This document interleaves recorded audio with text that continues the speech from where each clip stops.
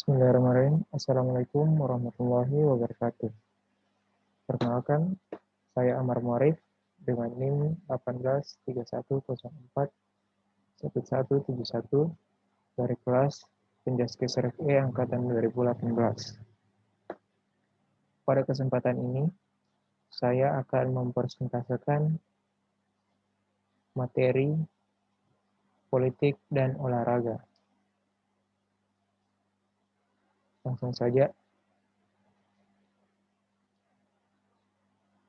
Materi pembahasan yang akan kita bahas pada materi kali ini, yaitu yang pertama, pengertian politik dan olahraga.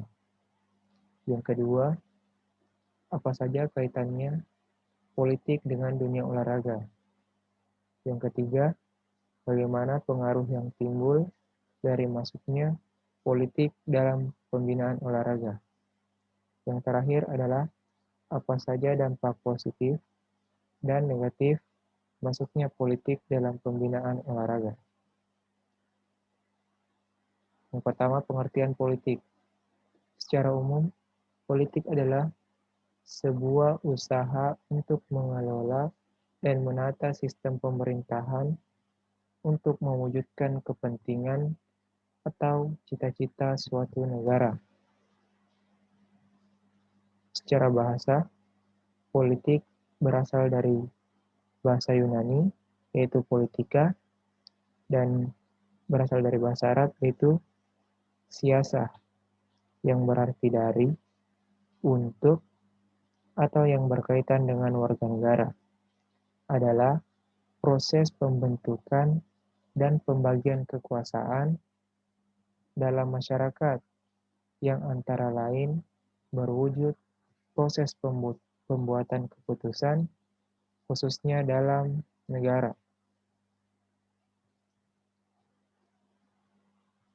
Pengertian politik menurut para ahli. Ahli yang pertama yaitu Miriam Budairjo tahun 2019 mengatakan bahwa politik adalah usaha menggapai kehidupan yang baik. Usaha yang dimaksud dalam pengertian politik ini dapat dicapai dengan berbagai cara yang terkadang bertentangan satu dengan lainnya. Akan tetapi, tujuan itu hanya dapat dicapai jika memiliki suatu kekuasaan wilayah tertentu, negara atau sistem politik. Kekuasaan itu perlu dijabarkan dalam keputusan mengenai kebijakan yang akan menentukan pembagian atau alokasi dari sumber daya yang ada. Oleh karena itu, kesimpulan bahwa politik dalam suatu negara berkaitan dengan masalah kekuasaan, pengambilan keputusan, kebijakan publik, dan alokasi atau distribusi. Namun pada umumnya dapat dikatakan bahwa politik adalah usaha untuk menentukan peraturan-peraturan yang dapat diterima, baik oleh sebagian besar warga, untuk membawa masyarakat ke arah kehidupan bersama yang harmonis. Ahli yang kedua yaitu menurut Ramlan Subakti tahun 1999 bahwa definisi politik adalah interaksi antara pemerintah dan masyarakat dalam rangka proses pembuatan dan pelaksanaan keputusan yang mengikat tentang kebaikan bersama masyarakat yang tinggal dalam suatu wilayah tertentu. Ahli yang selanjutnya yaitu Kartini Kartono. Menurut Kartini Kartono tahun 1996 bahwa politik dapat diartikan sebagai aktivitas, perilaku atau proses yang menggunakan kekuasaan atau menegakkan peraturan-peraturan dan keputusan-keputusan yang sah berlaku di tengah masyarakat. Selanjutnya, menurut Aristoteles, Menurut Aristoteles yang memperkenalkan kata politik melalui pengamatannya tentang manusia yang ia sebut zon politikon.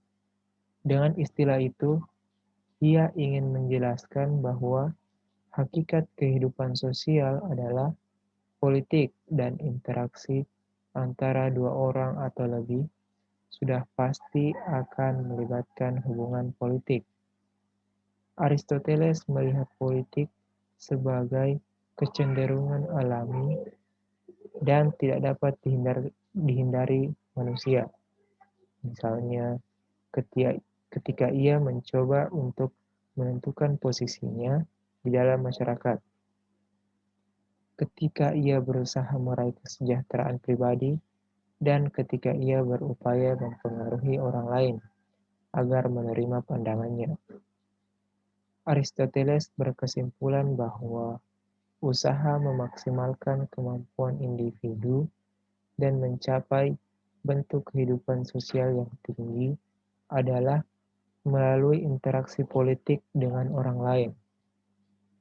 Interaksi itu terjadi di dalam suatu kelembagaan yang dirancang untuk memecahkan konflik sosial dan membentuk tujuan negara. Dengan demikian, kata politik menunjukkan suatu aspek kehidupan, yaitu kehidupan politik yang lazim dimaknai sebagai kehidupan yang menyangkut segi-segi kekuasaan dengan unsur-unsur negara atau state, kekuasaan atau power, pengambilan keputusan atau decision making, kebijakan atau policy, dan pembagian atau distribution atau alokasi atau allocation. Dengan beberapa pendapat para ahli itu, maka dapat disimpulkan politik adalah merupakan upaya atau cara untuk memperoleh sesuatu yang dikehendaki menggunakan kekuasaan untuk menegakkan peraturan-peraturan dan keputusan-keputusan yang sah berlaku di tengah masyarakat.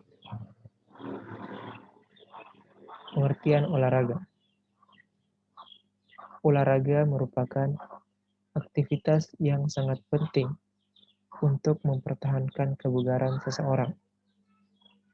Olahraga juga merupakan salah satu metode penting untuk mereduksi stres.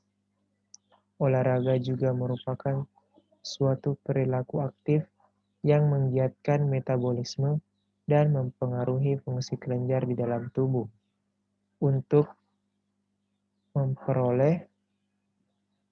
memproduksi sistem kekebalan tubuh dalam upaya mempertahankan tubuh dari gangguan penyakit serta stres. Oleh karena itu, sangat dianjurkan kepada setiap orang untuk melakukan kegiatan olahraga secara rutin dan terstruktur dengan baik.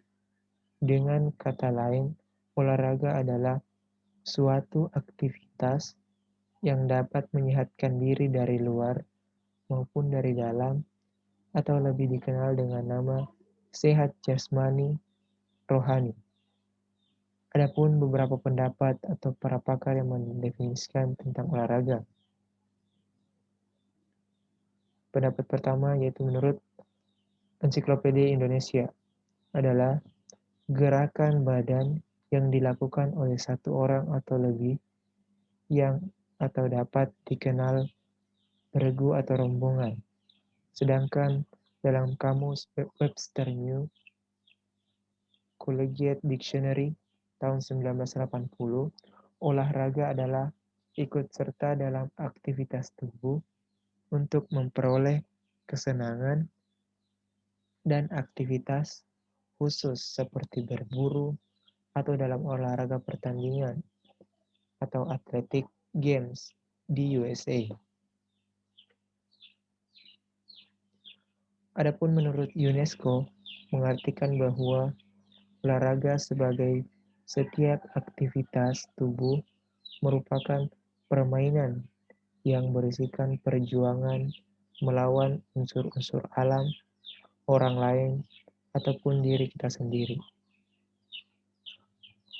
Menurut pakar Holik Muthohir, olahraga adalah proses sistematik yang berupa segala kegiatan atau usaha yang dapat mendorong, mengembangkan, dan membina potensi-potensi jasmania dan rohania seseorang sebagai perorangan atau anggota masyarakat berupa permainan, pertandingan, dan prestasi puncak dalam pembentukan manusia yang memiliki ideologi yang seutuhnya dan berkualitas berdasarkan dasar negara atau Pancasila. Pengertian olahraga menurut Menpora Maladi. Olahraga mencakup segala kegiatan manusia yang ditujukan untuk melaksanakan misi hidupnya dan cita-cita hidupnya. Cita-cita nasional politik, sosial, ekonomi, kultural, dan sebagainya. Jadi dapat disimpulkan, pengertian olahraga adalah suatu bentuk kegiatan jasmani yang terdapat di dalam permainan, perlombaan, dan kegiatan intensif dalam rangka memperoleh relevansi kemenangan dan prestasi optimal.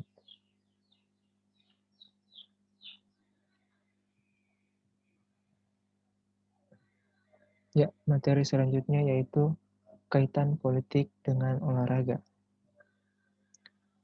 Perkembangan olahraga tidak dapat dipisahkan dari kecenderungan perkembangan olahraga pada tingkat global, terutama pengaruh dari gerakan Olimpiade sebagai sebuah idealisme yang sedemikian kuat dalam memberikan arah, isi, dan pengorganisasian kegiatan olahraga pada umumnya. Di pihak lain, perkembangan olahraga itu sendiri, seperti halnya perkembangan Olimpiade, dipengaruhi oleh perubahan yang berlangsung dalam lingkungan makropolitik. Olahraga yang pada dasarnya merupakan kegiatan yang semata-mata kesenangan belaka, olahraga beralih menjadi upaya yang dikelola secara sungguh-sungguh, atau dari kelihatan yang dianggap amat remeh yang hanya dilihat sebelah mata oleh pemerintah menjadi sebuah kebijakan global yang memerlukan perhatian dari presiden, perdana menteri, dan raja. Keseluruhan perubahan itu merupakan konsekuensi dari perubahan kehidupan manusia yang diterpa oleh perubahan dan lingkungan hidup. Sejak awal kebangkitan Olimpiade modern tahun 1896 di Athena, gerakan Olimpiade atau Olympic Movement mencanangkan bahwa Olimpiade mengemban misi untuk menyebarluaskan isme, sebuah idealisme yang mengandung pesan perdamaian, kebebasan, dan persaudaraan sebagai landasan tatanan dunia baru, termasuk membina manusia menuju kesempurnaan, seperti terkandung dalam motto Citius, Altius, Fortius. Tidak dipungkiri, gerakan Olimpiade secara nyata berpengaruh kuat terhadap penyebarluasan kultur olahraga dan sekaligus memberikan arah terhadap tujuan pembinaan, isi kegiatan, dan bahkan cara mengorganisasinya. Tanpa kita sadari pula, akses dari Olimpiade itu sendiri adalah lenyapnya eksistensi permainan. Pada awal kegiatan Olimpiade bersifat mundial tersebut, yang diklaim sebagai langkah paling dini dalam penciptaan globalisasi olahraga hanya diikuti oleh kelompok eksklusif dari kalangan bangsawan. Memasuki tahun 1920, mulai meluas, diikuti oleh khalayak luas, meskipun masih amat terbatas. Sementara pada tahun 1950, berbarengan dengan meletusnya Perang Dingin, konflik dalam konteks geopolitik yang dipicu oleh perang ideologi komunis dan demokrasi tidak terelakkan. Olahraga merupakan bagian dari suatu sistem politik dan untuk negara-negara sosialis merupakan alat propaganda bagi keberhasilan tatanan masyarakat sosialis. Kelekatan politik dengan olahraga. Sejak lama ada usaha untuk menceraikan kegiatan olahraga, terutama olimpiade dengan politik. Tapi upaya itu selalu gagal.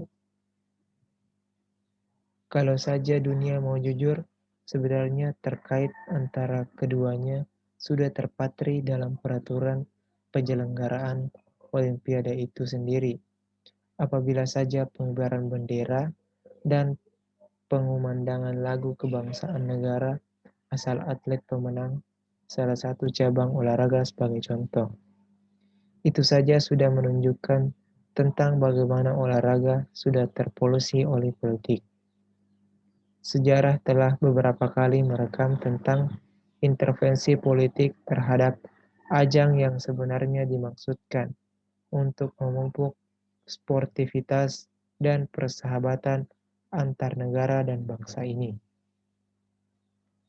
Contoh klasik terjadi pada Olimpiade tahun 1936 di Berlin. Ketika paham Nazi, Jerman Tengah berada di puncaknya, Jesse Owens, pelari berkulit hitam Amerika Serikat yang sebelum pesta olahraga itu dibuka sudah dihina media Jerman, tiba-tiba saja merebut tak kurang dari 4 medali emas. Dan itu dilakukannya di depan mata Hitler. Gembong konsep tentang supremasi bangsa Arya pada tahun 1968. Pada upacara menghormati pemenang, dua atlet kulit hitam Amerika Serikat mengacungkan tinju sebagai protes atas diskriminasi rasial di negara mereka. Orang juga tak melupakan kejadian berdarah pada Olimpiade tahun 1972 di Munchen, ketika para pejuang radikal Palestina menyandra dan kemudian membunuh 11 atlet Israel. Itu adalah supaya menarik perhatian dunia akan nasib bangsa Palestina yang tergusur dari tanah leluhur mereka. Pada Olimpiade tahun 1980 di Moskow, Amerika Serikat dan negara-negara Barat memutuskan tak hadir sebagai protes atas penyerbuan Uni Soviet terhadap Afghanistan. 4 tahun kemudian, Uni Soviet dan sekutunya membalas boikot itu dengan tak hadir pada Olimpiade 1984 di Los Angeles. Aksi Uni Soviet diikuti oleh negara-negara satelitnya di Eropa Timur. Akibatnya, Olimpiade 1984 berjalan hambar. Maklumlah, negara-negara sosialis di masa itu merupakan gudang atlet kelas dunia. Dari semua kejadian yang dibeberkan di atas, Olimpiade Beijing tahun 2008 yang akan dimulai dalam sepekan ini merupakan puncak dari keterkaitan antara olahraga dan politik. Sejak jauh hari sebelum dimulai, ia telah dikotori faktor politik. Protes warga Tibet ternyata tidak terbatas di Tibet, tapi menyebar ke seluruh permukiman mereka di seluruh Cina dan di negara-negara lain. Unjuk rasa mereka juga didukung para aktivis LSM internasional. Buat Cina sendiri, Olimpiade Beijing 2008 memiliki arti penting yang nuansa politiknya sangat tebal. Ketika mendiang Mao Zedong memproklamasikan berdirinya RRC atau Republik Rakyat Cina sebagai sebuah negara itu pada 1 Oktober tahun 1949. Antara lain ia mengatakan, bangsa kita tidak lagi akan menjadi objek pemerasan, penghinaan, dan perbudakan dari bangsa lain. Sejak itu, Republik Rakyat Cina selalu berjuang menempatkan dirinya pada posisi terhormat di pentas dunia. Tapi, selama hampir 50 tahun, dari tahun 1945 sampai 1990, Mao selalu berada di bawah bayang-bayang Uni Soviet dan Amerika Serikat. Sebagai dua faktor utama di panggung Perang Dingin, Mao telah mencoba melepaskan diri dari bayang-bayang kedua adik kuasa dan berperan sebagai kekuatan ketiga dengan cara menghimpun kekuatan negara-negara berkembang. Usaha itu tak banyak mendatangkan sukses. Sukses Beijing sebagai salah satu pelaku yang turut menentukan corak dunia justru diraih setelah mendiang Deng Xiaoping mengambil langkah berani. Ia berbalik 180 derajat dengan meninggalkan prinsip-prinsip Maois dan mengadopsi model pembangunan kapitalistik. Hasilnya adalah pengembangan ekonomi di atas 8% per tahun dan telah menempatkannya sejajar dengan negara-negara kapitalis dunia. Sejarah Cina selama sekitar satu abad antara 1838, yakni dimulainya intervensi dan intrusi kolonialisme dan imperialisme Barat, sampai 1949, ketika Republik Rakyat Cina berdiri. Dipenuhi perasaan sebagai bangga tertindas dan terhina, hampir semua kekuatan dunia memiliki konsesi di Cina, dan tidak mengherankan jika Bapak Republik Dr. Sun Yat-sen mengatakan bahwa nasib bangsa Cina lebih buruk dari bangsa lain karena ia dijajah banyak negara. Tak mengherankan pula jika para sejarawan Marxis di Cina menyebut masa selama satu abad itu sebagai abad humiliasi atau penghinaan nasional. Karena itu penyelenggaraan Olimpiade di Beijing tidak dapat dipisahkan dari sejarah humiliasi, sukses pembangunan ekonomi dan kebangkitan nasional bangsa Cina. Olimpiade Beijing 2018 adalah sebuah lambang tentang keberhasilan Cina yang telah bangkit kembali dari posisi terhina selama satu abad dan berhasil menempatkan diri sebagai aktor yang perannya sejajar dengan negara-negara besar lain. Olimpiade Beijing juga merupakan lambang balas dendam Cina atas satu abad penghinaan yang dilakukan bangsa-bangsa Barat dan Jepang terhadap bangsa dan negara Cina. Oleh karena itu, RRC tidak akan membiarkan anasir sekecil apapun yang berasal dari dalam maupun luar negeri yang ditenggarai akan mengganggu keberhasilan penyelenggaraan pesta olahraga dunia itu. Selanjutnya yaitu olahragawan dan politik. Olahraga tentunya tak lepas dari atlet atau olahragawan dengan bidang olahraga yang ditekuninya. Dan atlet merupakan salah satu unsur terpenting dalam perkembangan olahraga karena atlet merupakan pelaku utama dalam kemajuan olahraga. Atlet atau olahragawan menjadi patokan atau tolak ukur kemampuan dalam menguasai sebuah olahraga. Seseorang tentunya menjadi atlet atau olahragawan tentunya tidak diperoleh dengan mudah. Mereka bisa menjadi atlet harus melewati perjuangan yang berat, yaitu dengan berlatih rutin. Tetapi bagi kebanyakan atlet, mereka menekuni olahraga yang mereka tekuni tentunya didasari dengan rasa senang dengan olahraga yang mereka tekuni.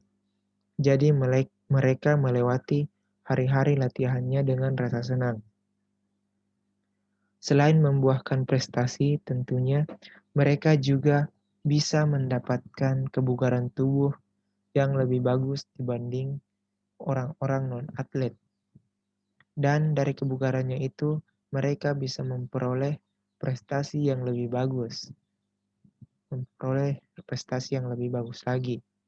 Dari prestasi yang mereka dapat, mereka bisa memperoleh popularitas, sehingga mereka bisa dikenal banyak orang. Bahkan di zaman sekarang menyamai popularitasnya dengan pejabat tinggi negara atau selebriti. Terlebih bagi mereka yang bisa berprestasi membawa nama baik negaranya di kancah internasional, sehingga mereka dianggap sebagai pahlawan pembawa nama negara. Dengan kepopularitasannya, banyak yang memanfaatkannya dalam perkembangan dunia politik, entah saat mereka menjadi atlet atau saat setelah mereka pensiun menjadi seorang atlet. Dengan ketenaran mereka, banyak yang memanfaatkannya sebagai duta kampanye partai-partai politik yang bersangkutan, yang memanfaatkan ketenarannya, dan bahkan banyak juga yang maju sendiri dalam perebutan kursi politik dengan mengandalkan ketenarannya dan fans-fans mereka saat mereka menjadi atlet yang semakin mendukung mereka berkiprah dalam dunia politik. Dari popularitas para atlet atau mantan atlet itu, banyak bukti yang terjun langsung dalam dunia politik, dan bahkan banyak dari mereka sukses dalam pemilihan kursi politik, dan akhirnya beralih profesi menjadi seorang politikus. Dari popularitas para atlet,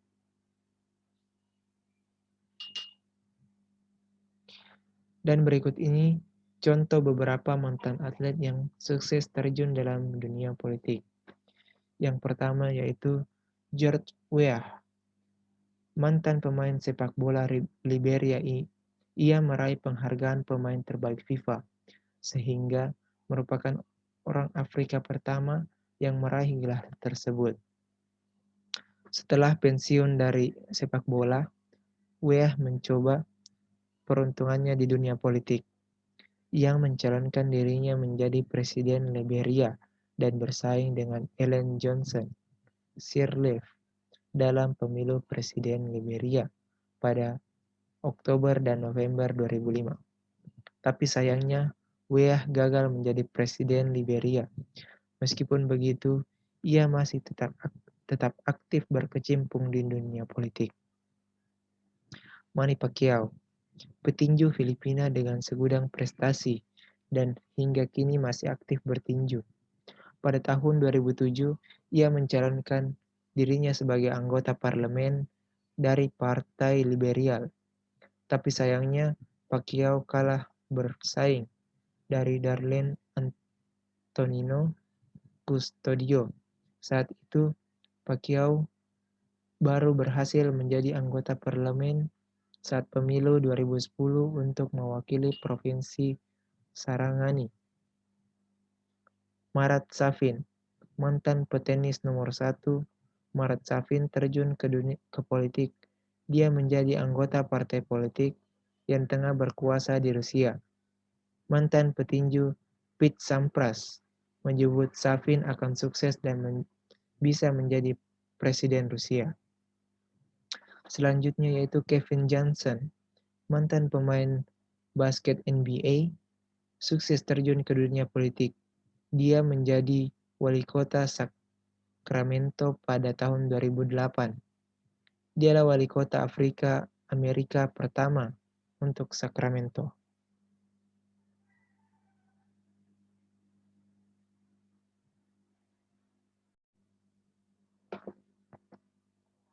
Pengaruh politik dalam pembinaan olahraga. Membangun strategi pembinaan olahraga memerlukan waktu dan penataan sistem secara terpadu. Pemerintah tidak dapat bekerja sendiri tanpa sinergi dengan kelembagaan lain yang terkait dengan pembinaan sistem keolahragaan secara nasional. Penataan olahraga harus dimulai dari permasalahan olahraga di masyarakat yang diharapkan akan memunculkan bibit-bibit atlet berpotensi dan ini akan didapat pada atlet yang dimulai dari usia sekolah. Oleh karena itu, penataan harus dilakukan secara terpadu dan berjenjang sehingga hasil yang dicapai merupakan produk yang sangat optimal.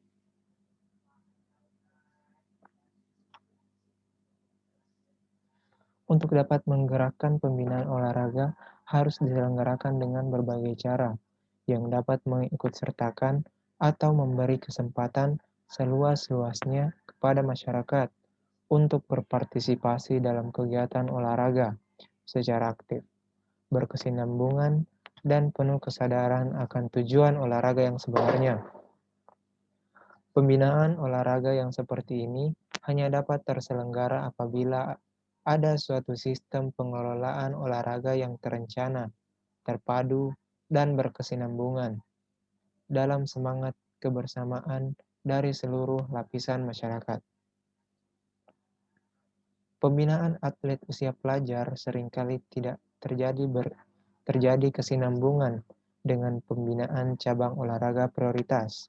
Hal ini bisa dilihat dari berbagai cabang olahraga yang merupakan andalan untuk meraih medali emas tidak dibina secara berjenjang.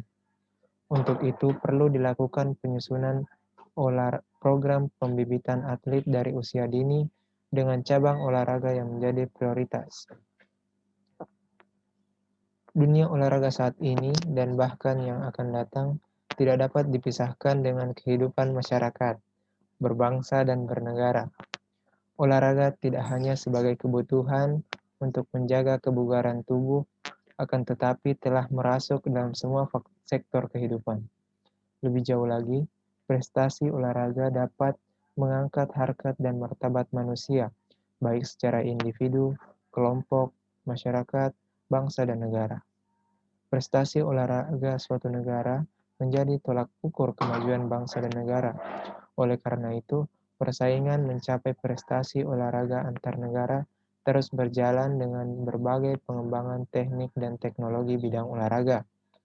Sport science, sport technology merupakan tantangan bagi pengurus dan pengelola olahraga suatu negara. Tanpa ada keinginan dan kemampuan menjawab tantangan tersebut, rasanya akan sulit kita mensejajarkan prestasi olahraga dengan prestasi olahraga negara lain. Untuk itu, perlunya diadakan konsolidasi dan harmonisasi antara berbagai lembaga pengelola keolahragaan, baik pemerintah pusat, pemerintah daerah, organisasi, induk cabang olahraga, korporasi, dan masyarakat luas. Hal ini dimaksudkan untuk memperkuat efisiensi dan efektivitas pengembangan dan pembinaan olahraga dalam mempercepat perwujudan prestasi olahraga di berbagai event, baik single event maupun multi-event olahraga nasional, regional, dan internasional.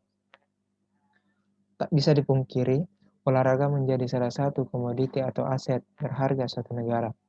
Persoalan utama dalam sistem pembinaan olahraga disebabkan karena kurang seriusnya pembinaan olahraga itu sendiri. Pola pengembangan olahraga masih bersifat tradisional, tak lebih dari rutinitas sebagai bagian ritual yang berorientasi pada pencapaian prestasi secara instan. Berdasarkan pengalaman masa lalu yang miskin inovasi, berpijak dari fakta tersebut, upaya untuk mengembalikan kejayaan olahraga dengan penekanan utama pada pergeseran paradigma pembinaan olahraga yang tidak sekedar berorientasi pada pencapaian medali. Medali harus dianggap sebagai konsekuensi logis pembinaan olahraga yang tertata dan terintegrasi dalam sistem yang mapan. Walaupun kualitas dan kuantitas piala atau medali yang diperoleh sebuah negara dalam sebuah kejuaraan adalah kemajuan olahraga dan indikator karakter atau mentalitas bangsa dari negara tersebut. Selain piala dan medali, masih banyak indikator lain yang bisa dipakai untuk mengukur karakter dan mentalitas sebuah bangsa. Sejak zaman Yunani kuno dahulu, umat manusia telah sepakat dan menyadari bahwa olahraga adalah salah satu sarana penting untuk meningkatkan karakter dan mentalitas bangsa sebagai sarana untuk nation dan karakter building. Kata Bung Karno, kalau sebuah negara meletakkan urusan olahraga di tangan sebuah kementerian atau mengeluarkan anggaran yang sedemikian besar untuk membangun fasilitas olahraga di berbagai lingkungan permukiman atau pendidikan, maka alasannya olahraga dianggap sebagai salah satu sarana penting untuk menempa dan meningkatkan karakter dan mentalitas bangsa.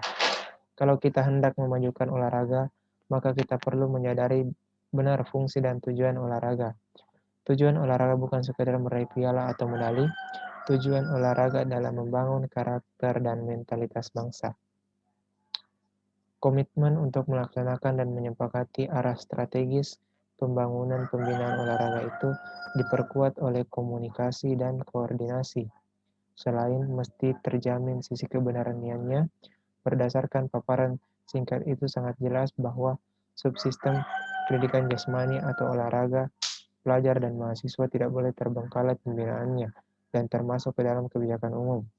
Olahraga masyarakat atau rekreasi merupakan kegiatan penyedap dan penggairah dalam rangka membangun kembali vitalitas hidup. Kegiatan itu ikut serta membangun sebuah mood kejiwaan yang sehat. Sama sekali tidak dapat diabaikan perkembangan dan tren olahraga kompetitif untuk kompetisi meskipun ada ayunan perubahan yang mengarah kepada perolehan keuntungan yang bersifat material, ada pergeseran dari amatir ke profesional yang paling tidak di tubuh Komite Olimpiade Internasional yang dirintis semasa kepemimpinan Presiden IOC, Juan Antonio Samaranch. Banyak negara, meski dengan jumlah penduduk sedikit, mampu berprestasi dalam olahraga, seperti yang diraih oleh Australia dalam Olimpiade Sydney tahun 2000 dan Olimpiade Athena tahun 2004. Jawabannya adalah sebagian karena faktor penentu berupa tingkat kepuasan hidup. Kemerosotan Rusia misalnya dalam lebih banyak karena keterbatasan dana untuk mengoperasionalkan sistem. Mereka bisa sekedar bertahan untuk memelihara sistem yang sudah mantap, tetapi sukar bertahan untuk memelihara sistemnya, tetapi sukar untuk mencapai hasil optimal karena faktor ekonomi. Mungkin tanpa kita sadari, pada tatanan lingkungan yang lebih luas, ada beberapa faktor yang berpengaruh terhadap arah, isi, dan bahkan cara mengelola olahraga. Dalam hal ini, pengaruh sistem politik mempengaruhi model pembinaan dan institusi yang menanganinya. Karena jika dalam pembinaan yang dilakukan oleh institusi yang ditunjuk salah, maka pengaruh perkembangan akan olahraga juga akan tidak memperoleh prestasi yang maksimal. Selanjutnya, dampak politik dalam olahraga. Dampak positifnya yaitu yang pertama, olahraga menjadi alat pemersatu antar negara karena membawa nama baik negara. Yang kedua, pelaku politik berperan sebagai sponsorship yang pertama memberikan produk yang berkaitan langsung dengan kebutuhan olahraga seperti sepatu, tas, dan lain-lain. Yang kedua, memberikan fasilitas kebutuhan sehari-hari bagi para atlet. Yang ketiga, membuat produk yang tidak bertalian langsung dengan olahraga seperti asuransi dan sebagainya. Selanjutnya, menjadikan olahraga lebih dikenal dan menjadi hiburan bagi masyarakat luas. Dengan diadakannya pertandingan olahraga yang menghibur. Contohnya, mendatangkan klub-klub sepak bola internasional dan berlatih tanding. Yang keempat, para pemimpin dunia telah bisa saling melakukan proses negosiasi dan komunikasi yang berkaitan dengan masalah olahraga.